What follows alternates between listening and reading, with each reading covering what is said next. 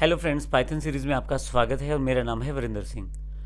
पिछले सेशन में हमने न्यूमेरिक डेटा टाइप और टेक्सचुअल डेटा टाइप अर्थात नंबर्स के बारे में जानकारी ली और स्ट्रिंग्स के बारे में जानकारी ली। इस सेशन में हम बात करने वाले हैं बुलियन की।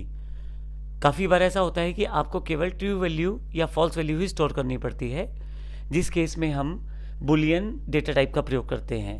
हालांकि इसके लिए कीवर्ड रहता है बुल, लेकिन हमारे पास पाइथन में किसी भी तरह के कीवर्ड का प्रयोग करने की आवश्यकता नहीं रहती। आप जब जावा, सी++ इत्यादि लैंग्वेजेस को यूज़ करते हैं तो वहाँ इसकी आवश्यकता ज़रूर रहती है। अब इम्पोर्टेंट बात यह है कि बुलियन डेटा टाइप का वेरिएबल यूज़ क्यों किया जाता है। जब आपको केवल एक वैल्यू स्टोर करनी हो, ट्रू या फॉल्स, दोनों में से एक ही वैल्यू स्टोर होगी, तब आप बुलियन डेटा टाइप का प्रयोग कर सकते हैं। यहाँ पे मेरे पास एक एग्जांपल दिया गया है। यहाँ मैंने दो वैल्यूज़ को कंपेयर करने की कोशिश की है, जिसमें कंपैरिजन के बाद ट्रू या फॉल्स का आउटपुट आएगा। जैसे एग्जांपल यहाँ पे मैंने ये चेक किया है कि 5 के बराबर है। अगर आप पाइथन में कंपेयर करना चाहते हैं तो इसके लिए काफ़ी सारे ऑपरेटर्स हैं, लेकिन अभी फॉर द टाइम बीइंग हम एग्जांपल को समझने के लिए यहाँ पे डबल इक्वल लगा रहे हैं, जिसका अर्थ ये है कि हम ये चेक करना चाहते हैं कि जो लेफ्ट साइड पे वैल्यू है वो राइट साइड के बराबर है। तो यदि आप देखें तो 5 के बराबर ही रहेगा।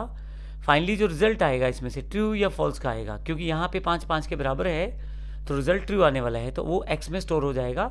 मैंने प्रिंट एक्स के द्वारा उसे प्रिंट करवाया है। इसी तरह से मैंने अगले एग्जाम्पल में 5 क्या 2 से बड़ा है, और इसके लिए मैंने ग्रेटर देन साइन का प्रयोग किया है चेक करने के लिए।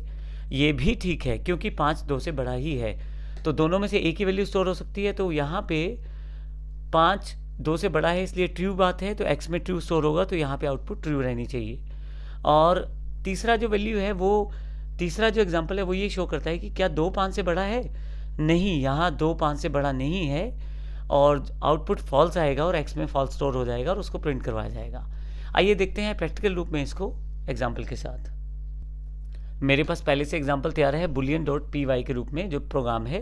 मैं फिर से बता दूं, ये सभी प्रोग्राम्स आपको, यदि आपने पेन ड्राइव पिक की है या डीवीडी परचेज की है या वेबसाइट से बाय किया है हमारे पैकेज को, तो वहाँ से आप इसे प्राप्त कर सकते हैं डाउनलोडिंग सेक्शन में, या पाइथन की जो पेन ड्राइव आपके पास अवेलेबल है या जो डीवीडी अवेलेबल है उसमें एक अलग से फोल्डर रहता है प्रोग्राम्स के नाम से, तो वहाँ से आप इसे प्रयोग कर सकते हैं। तो आइए बात करते हैं इस एग्जाम्पल की। प्रिंट जो मेरे पास यहाँ दिया गया है बुलियन एग्जाम्पल, पहला लाइन है।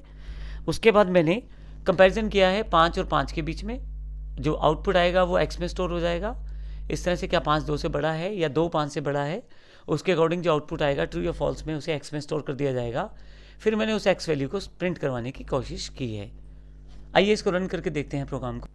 इसके लिए मैं कमांड प्रॉम्प्ट पे आ जाता हूँ और यहाँ से मैं boolean.py को रन करता हूँ। आप देखेंगे यहाँ पे बुलियन एग्जाम्पल जो लाइन था वो स्टेटमेंट प्रिंट हुआ है, लेकिन दूसरा वैल्यू ट्रू है क्योंकि 5 5 के बराबर है, और मैंने जो आउटपुट आएगा वो एक्स में स्टोर करना था।